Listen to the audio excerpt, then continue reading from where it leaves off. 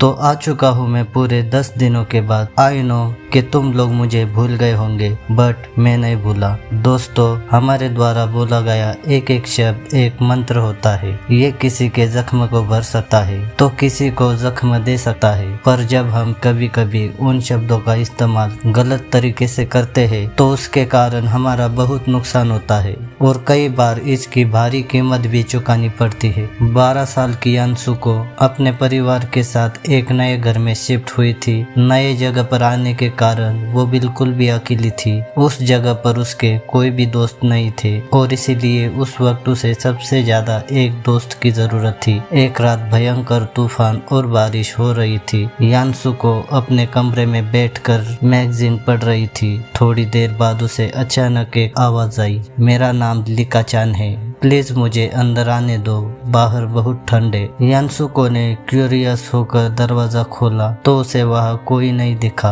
वो काफी कंफ्यूज हुई और कंफ्यूजन में उसने नीचे देखा। नीचे उसे जो दिखा उसे देखकर वो बिल्कुल शॉक हो गई। वहाँ नीचे एक डॉल पड़ी थी। ये डॉल काफी अलग थी, यांसुको के पास रखे सभी डॉल से अलग थी। यांसुको समझ गई कि ये लिका चान डॉल है। लिका चान जापान की एक फेमस डॉल है, लेकिन ये डॉल कुछ अलग थी। इसके लंबे लंबे बाल थे और फीका गोरा रंग था। उस डॉल से एक विंटेज लुक आ रहा था। वो काफी खूबसूरत थी, लेकिन बारिश में रहने के कारण पूरी तरह से भीग चुकी थी। यांसुको ने चारों तरफ देखा और आखिर ये डॉल है किसकी, पर वहाँ कोई नहीं था। इसलिए उसने उस डॉल को उठाया और अपने रूम में ले आई। उसने उसे वहाँ टेबल पर रख दिया और तौलिया लेने चली गई ताकि वो उस डॉल को सुखा सके। लेकिन जब वो तौलिया लेकर वापस आई तो उसने पाया कि वो डॉल वहाँ टेबल पर दोनों हाथों को खोलकर टेबल पर खड़ी है और सीधा उसकी तरफ देख रही थी। ये सब देखकर यांसुको थोड़ी अनकंफर्टेबल हुई, क्योंकि उसको अच्छे से याद था कि उसने डॉल को टेबल पर ऐसे नहीं रखा था, पर अपने नए खिलौने के साथ खेलने के एक्साइटमेंट में उसने उसे नजरअंदाज कर दिया। उसने उस डॉल को सुखाने के बाद उसके बालों को सुलझाया, जिससे वो डॉल और भी ज्यादा खूबसूरत लगने लगी। यांसुको उस डॉल के साथ घंटों खेलती रही और आखिर में अपने करीब लाकर वादा किया कि हम हमेशा बेस्ट फ्रेंड रहेंगे और हमारे बीच कोई भी नहीं आएगा। यांसुका का अकेलापन पूरी तरह से खत्म हो चुका था, लेकिन कुछ वक्त बाद उसने जब स्कूल जाना शुरू किया तो उसके कई दोस्त बने।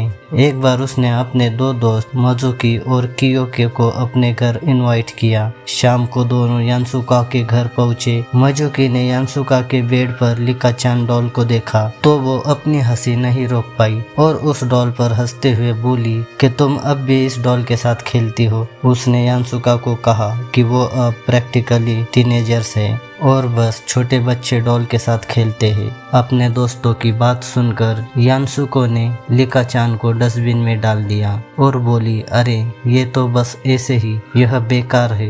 ये सब देखकर कियोके को काफी बुरा लगा। उसने यांसुका को और माजुकी को ऐसा करने से मना किया और बताया कि लिका चान डॉल्स अपने शापित होने की वजह से जानी जाती है। कियोके ने फिर से समझाया कि उसकी दादी उसे कहानियां सुनाया करती थी कि कैसे लिका चान डॉल उनसे बदला लेती है जो उन्हें डिसरिस्पेक्ट करते हैं और यहाँ तक कि वो उन्हें जान से तक मार डालती है। यांसुको ये सुनकर अपने डॉल की तरफ बढ़ी ताकि वो उसे डस्टबिन से निकाल सके, पर मजुकी इस पे जोर जोर से हंसने लगती है और कहती है कि डरपोक बच्चे ही इन कहानियों से डरते हैं। यांसुको ने फिर से अपने डॉल की तरफ देखा और अब ऐसा लग रहा था कि वो डॉल अब उस डस्टबिन से उन लड़कियों की तरफ देख रही हो। उस डॉल की लुक्स या खूबसूरती में कोई बदलाव नहीं था, पर वो आज कुछ अलग लग रही थी। वो गुस्से में लग रही थी। मजुकी ने कूड़ेदान को आगे आकर जोर से किक मारी, जिससे वो लुढ़कता हुआ आगे चला गया। आखिर इस लड़के की दिक्कत क्या है? Jealous problem. खैर, यांसुको जल्दी में इसके बारे में भूल गई